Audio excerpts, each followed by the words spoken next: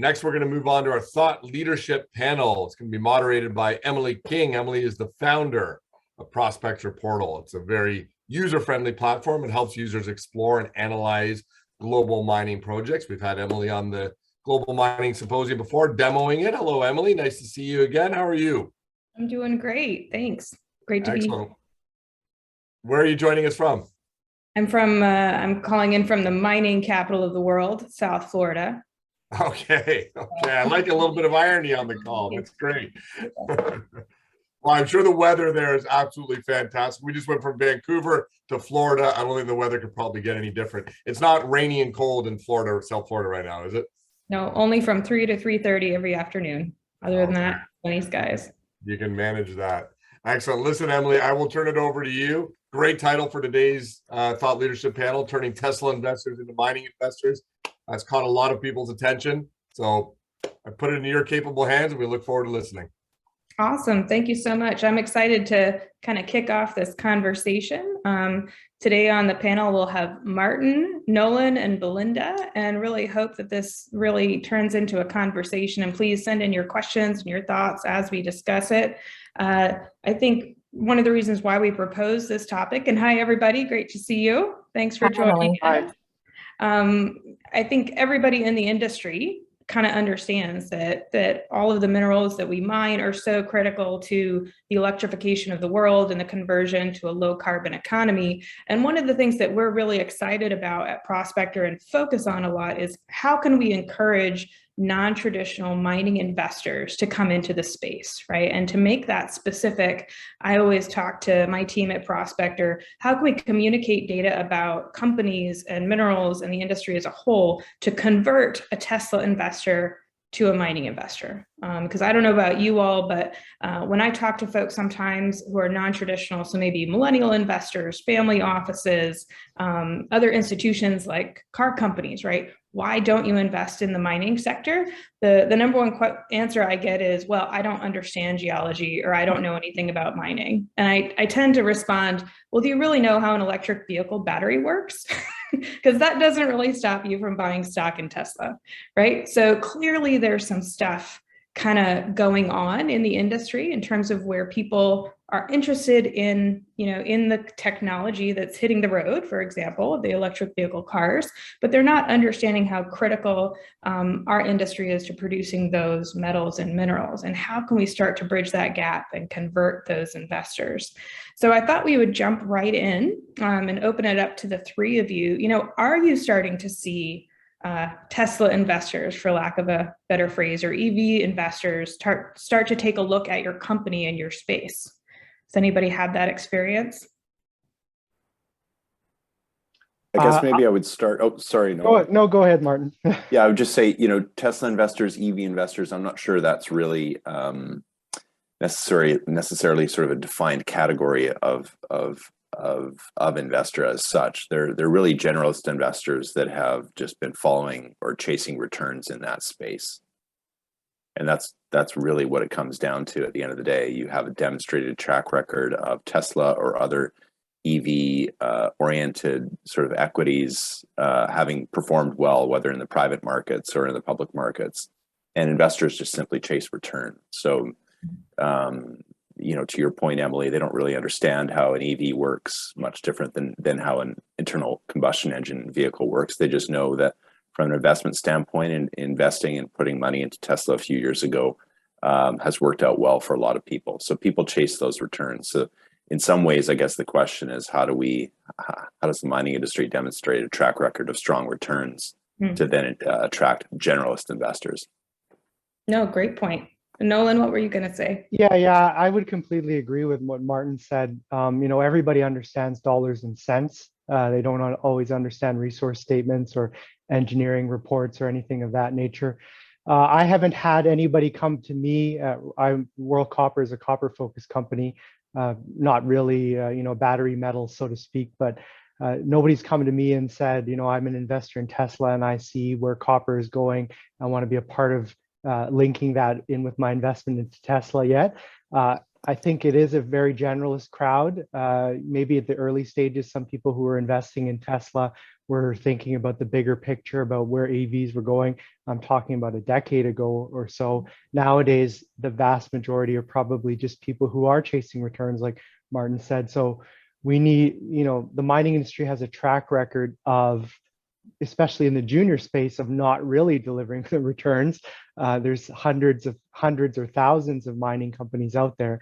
Not a lot of them get to be very successful. So, fundamentally, I think we need to focus on fundamentals, on what creates value, generates value for shareholders, and then get that message across to them. Yeah. So what do you think, Belinda? Do you see this same that we go? I have not had any of those investors that would per se would be interested in, in a Tesla stock coming to us. But what I think is interesting is that, well, there's two things. First of all, we're not a cash flowing enterprise. So what's appealing, as Martin pointed out, is the chasing returns based on these cash flow multiples and the expansion of that multiple. The more that you're in the EV space, you can see 30, 40 time multiples on your EBITDA as opposed to mining, which is much less, right? 7 times or less, or not producing, you don't have the multiple at all. So there is that piece that's in the way. But I think what I'm finding, and I've thought about this a lot as somebody who's moved from precious metals into the critical minerals space, is when I'm just out and about talking to people in the shop, in the coffee shop, they know what a Tesla is, they know what an electric vehicle should do, but critical minerals, less so. Yeah. And particularly since there's over 30 of them. So what the function is of each one of those in their daily lives, people are generally still unaware. So, I mean, it goes a little bit further to, I think, where the conversation is going to go to, but it's really, I think, changing the language, the vernacular on how we talk about our business to being critical minerals, to being new energy, as opposed to mining, in my view.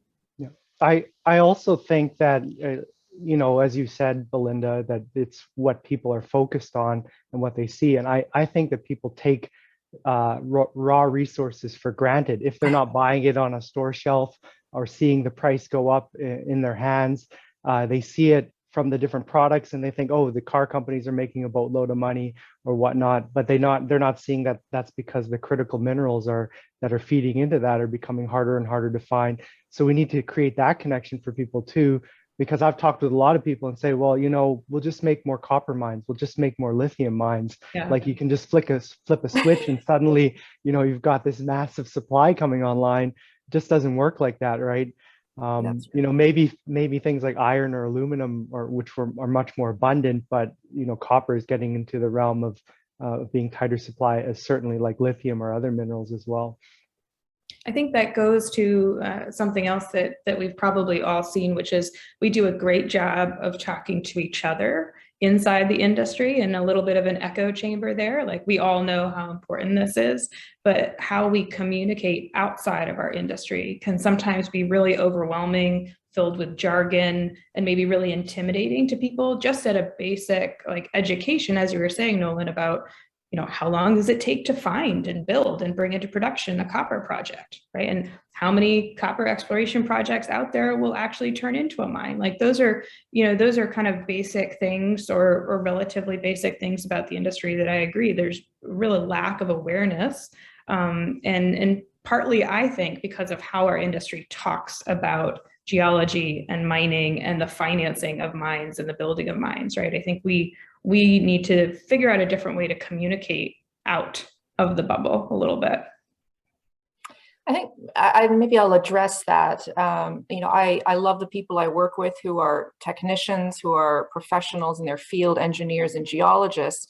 I am now not one of those. And I think part of it is, changing the message, but also the messenger, and the way that I communicate, or the way that I like to communicate about what I'm doing, is on the level where somebody who is not from the industry will understand the fundamentals, will understand the risks and the opportunities, from a generalist level. So I think it's great opportunity to bring more non-technical people into the critical minerals business and into new energy, so that we can change the conversation to be around the level of what this mineral does in our daily lives, its uses, its functions, and how long it takes to get out of the ground, all of the things that we worry about, the metallurgy, the processing.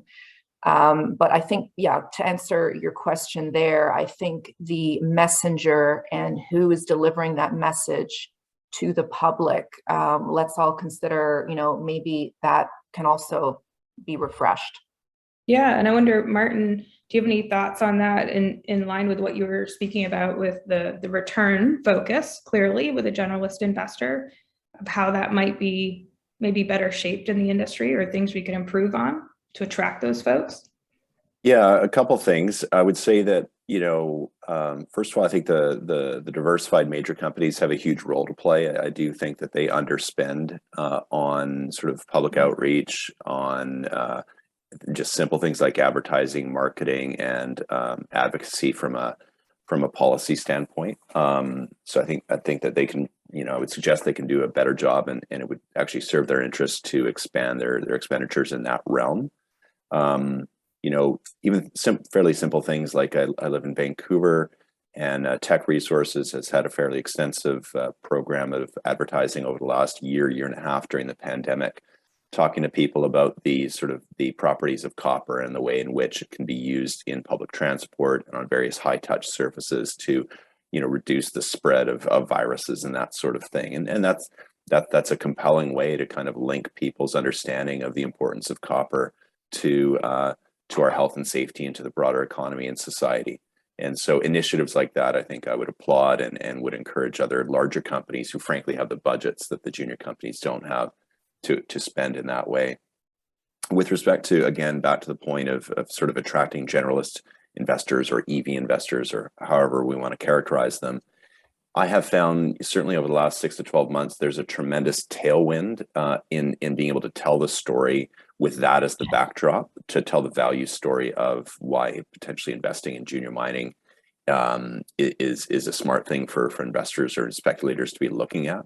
We're really in what I would call the analogy I make in those types of meetings with very sort of generalist investors, people who know little to nothing about mining, is that, the EV battery supply chain and that whole industry, the analogy is to let's say the California gold rush. And the people who really made money in the California gold rush were not the prospectors. It was actually the individuals who are smart enough to sell the picks and shovels to those people who had sort of ambitions to find gold in California. And the mining industry, were really in the picks and shovels business in that analogy. We are providing the underlying tools that are going to be used, whether Tesla wins, whether Ford wins, whether General Motors wins, et cetera. We're going to be supplying to each of those businesses. So people don't have to kind of do the math of trying to figure out who the winner is from an automaker standpoint. If they're investing in natural resources, they'll win either way. Yeah, and I wonder, I think the reason we made it really specific, like this panel topic around Tesla, right, and electric vehicles specifically, is because there's a huge amount of interest in the groups of people that I certainly consider non-traditional mining investors, right? And how do we create that same allure, perhaps, or attractiveness and interest level, for lack of a better word, like how do we make it cool and sexy, right, to own a lithium stock, a nickel stock, a copper stock, a graphite stock? Like, how do we create that excitement about what we do as an industry in the same way? Because, I often find it interesting, this dichotomy or this difference between how high tech our sector really is in many ways and how fun it is and how diverse it is, right? Like, I always remind folks, like, we have kind of a bad rap as an industry from an environmental perspective and from a business perspective. Like, a lot of people get into mining and geology because they like to be outside. They're really fun to hang out with. We have great parties at conferences. Like, we're fun, cool people, right? And we do really cool stuff. A lot of the technology that we use in the discovery side and the operations side, people are blown away, you know, when they kind of hear all of the cool stuff that we do. And I often wonder, how can we as an industry kind of present that differently and be accurate, right? Not try to greenwash, not try to just have it be a bunch of marketing brochures, but be more, you know, be more accurate and authentic about who we are and the value we bring. Yeah, you're absolutely right, Emily. It is a very exciting industry. It's what attracts me to it. When I first saw, you know, a sag mill spinning bigger than many houses, you know, people I think have this view of mines as maybe small, and suddenly the material just magically pops out.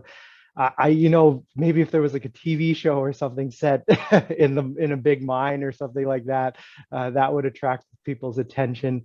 But really, it's getting the message out there one by one. You know, we're trying to get all those investors because they see the potential for profits in the future.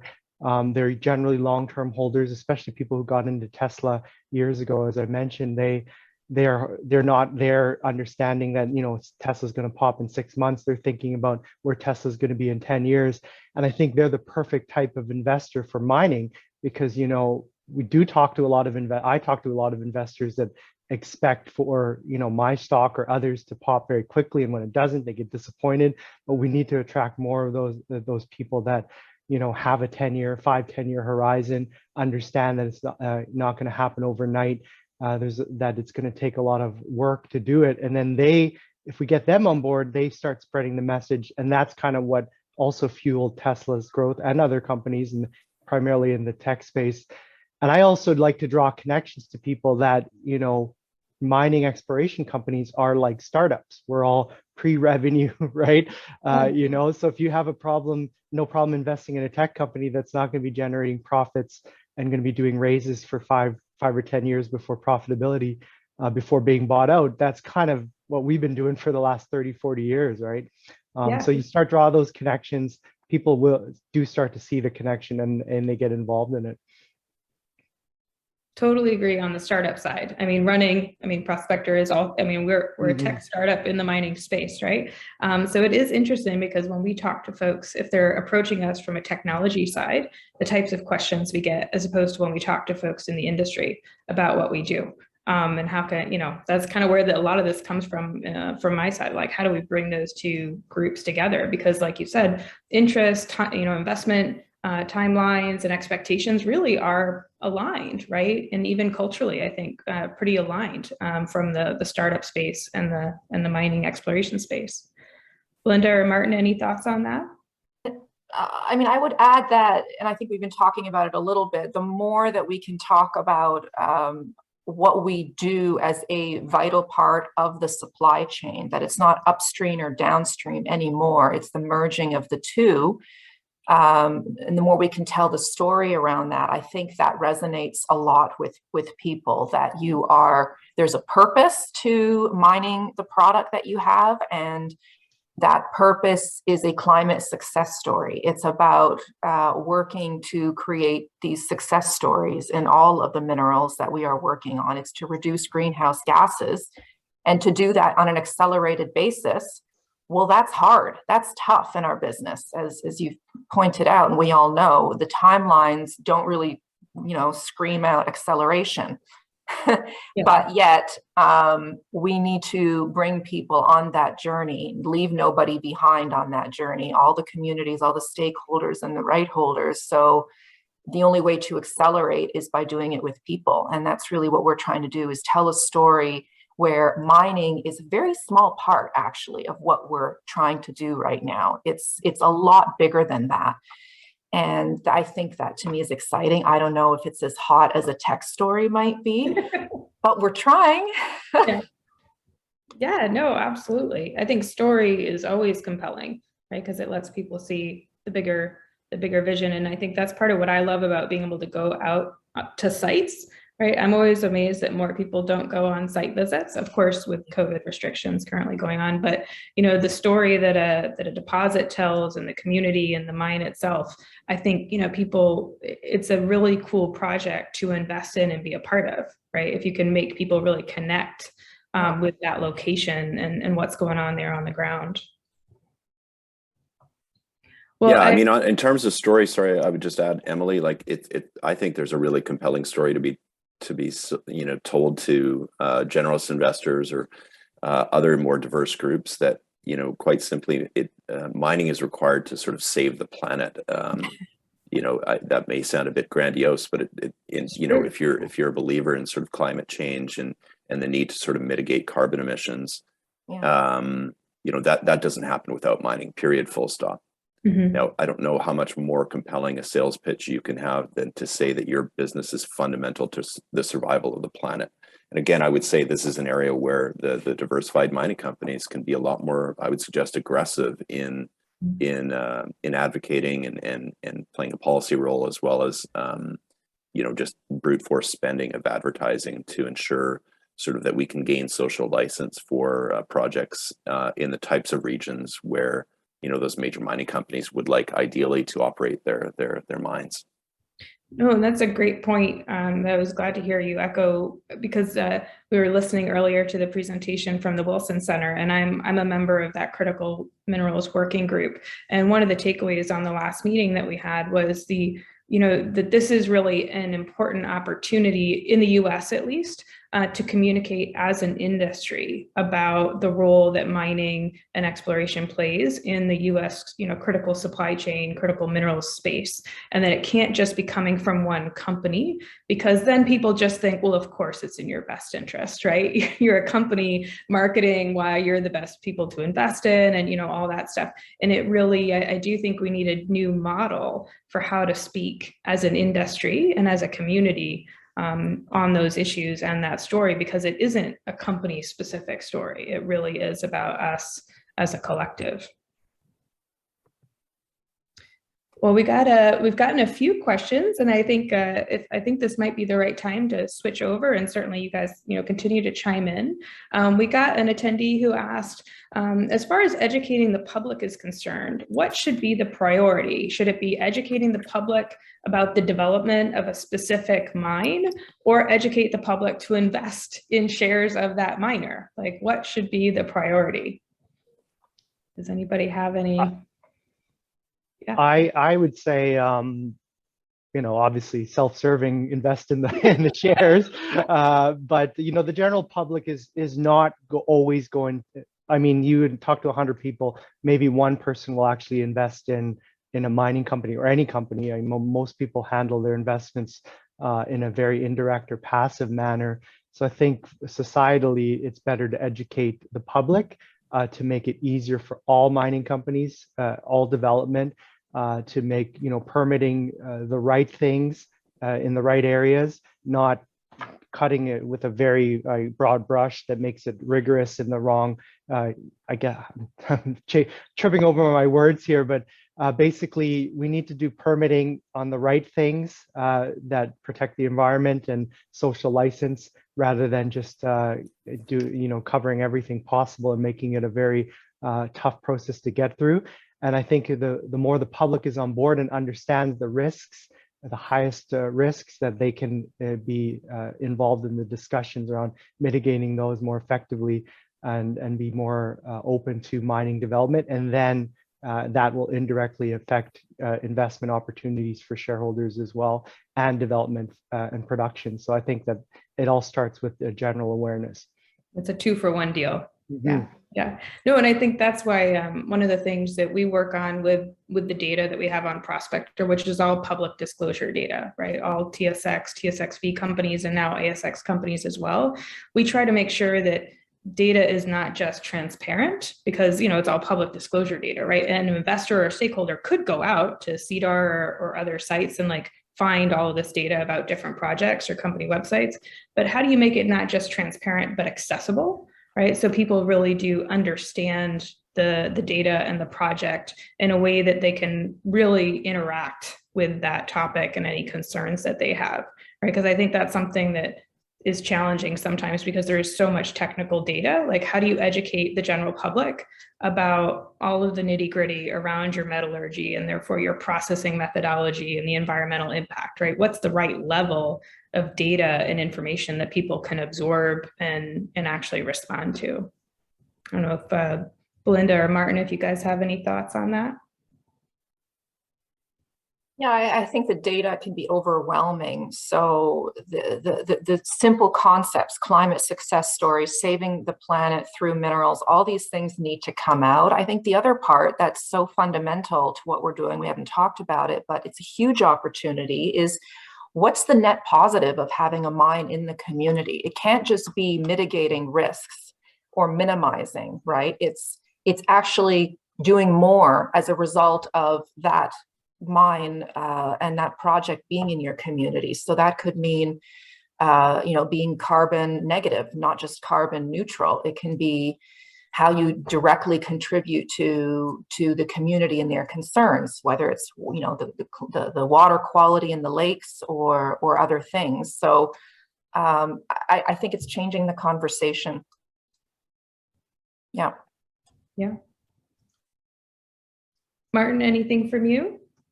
No, I think it's a great point. I mean, there's huge potential economic benefits from the development of mines in these communities. I don't think that we necessarily spend enough time talking about that or emphasizing that. Certainly in Canada, mining industry represents a significant portion of GDP, and if we all want to maintain a standard of living, or current or greater standard of living, it's a fundamental part of the economy. Full stop. Yeah, and I think oftentimes what I've heard from folks at different stages of building projects is the kind of nature of projects being discovered by one team and then maybe explored more by another team and then developed by a third team and built by a fourth team can also create a lot of challenges within the community, right? Because you have, it is such a long timeline, and how do you maintain consistent communication with the community and also those generalist investors, right? This idea that projects get bought and acquired. And I think that is something a bit unique about our industry that doesn't always translate well. Kind of the kind of way that projects change hands as they go through that development cycle can, I think, sometimes maybe is something that we need to educate folks a little bit better on, and the potential returns that will generate in the long term, right? Why does that make sense in the mining industry for an investor to kind of understand that projects don't just get discovered and built by the same team and the same company? Yeah. Interestingly, one thing that I try to tell communities, so I grew up in a small town in Canada, northern Canada, in Nunavut, actually. So I was a lot of mining development in the region. I saw how it changed the community and brought prosperity to a lot of the folks. So that's what I like to do when I go to different jurisdictions. That we're operating in Chile, I see a lot of benefit to building a mine there and helping the local community. One thing that I think communities need to think about as well, along the lines of what you said, Emily, is how these projects all change hands. A lot of times the communities see a project starting up and it's a small company and they're like, oh, I'm not going to pay any attention to them until it's on the cusp of becoming a mine in operation. At that point, it's usually a big company, throw some names out there like BHP or Rio Tinto or Barrick or someone who has tons of money and lawyers and can negotiate a very attractive benefit agreement for the company. Whereas, if you engage at an early stage with a small junior mining company, build support, not only will you help that company develop it, but you may be able to get more favorable terms and negotiations for, how the prosperity will feed to your community. Because, at a small company, you're just trying to make progress and show advancement and build support. This is the perfect opportunity to reach out and become a partner for both sides, on both sides of the fence, so to speak, rather than at a later stage when it's adversarial. And those big companies, they're not looking too closely at what agreements have been signed before if they see a strong value proposition for them nonetheless. It's a little bit of a trick there that I've seen. I'm giving away some of the secrets. No, that's great. And I think with that, I know we've just got a few minutes left on the panel, and I wanted to ask each of you something that I ask on my podcast, which Belinda's been on before, so she's got a bit of a head start. But if you were going to be talking to a new investor in the mining space, what is one tip you would give them for how do you determine a good project, a good team? What is one thing you would tell them to look for or research and make sure you really understand, or that would kind of help you rack and stack potential investments? And let's start with Martin. You're up first. Sure. I'd say, how much of the company does management own, and what is their average cost base for their shares? And I think that's a great point, because management ownership is another, I think, unique thing to the mining industry. We're seeing that management is really bought in and invested for the long term of the project is not something that you would typically look at in other industries necessarily, right? And yet it's a big focus of how we internally evaluate how serious a management team is about the project's prospects, right? Mm-hmm. Belinda, how about you? What kind of tips would you give? I would say also look at the people on the team and the diversity of experience that's being brought together towards a common vision. I mean, I think that's key to developing in a project. And I think the other part is it's land. So really seeing how the team responds to the location and the uniqueness of that location. Where is it situated, on whose territory? At least this is very important in Quebec and in Canada. And what are the intricacies of developing a project over the long term in that location? So we all know social acceptability is the number one risk, but it seems to not be talked about as the number one issue. So I'd probably start there. Do you think that that's something that would be, or maybe how would an investor who's new to the space kind of be able to know that, right? What would they look for in order to know that a local community is supportive of a project? I would say, explain to me, I would have them say, or if I were the investor, I would say, explain to me who you're meeting with and why, and how you see yourself engaging in the future, and what does that look like? And then you'll know pretty quickly if it's more of a consultation, or if it's really being in there and getting into the issues, and who they're meeting with, I think is key, because if you don't know the answer to that, it's because you're not close enough to the engagement process. And of course, the geology is part of that. I take that for granted, but the geology within the context of land and where it is to me, that's what you need to do to go from nothing in the ground, being able to take something from the ground and mine it and take it to market. And I think your answer also highlighted a unique positive about our industry, which is most other industries, you can't pick up the phone and within maybe a few days talk to the CEO of the company, right? Like the mining industry, and especially the juniors, and is very accessible, right? You really can talk to the senior management team pretty easily when you have questions you want to know about a project. So that's something I always encourage folks to do. Yeah. All right, Nolan, what about you? Yeah, so my background is engineering. So fundamentally, I like to build things. And so I look for investments in the mining space of companies that are at a stage of actually proving that they can develop an asset.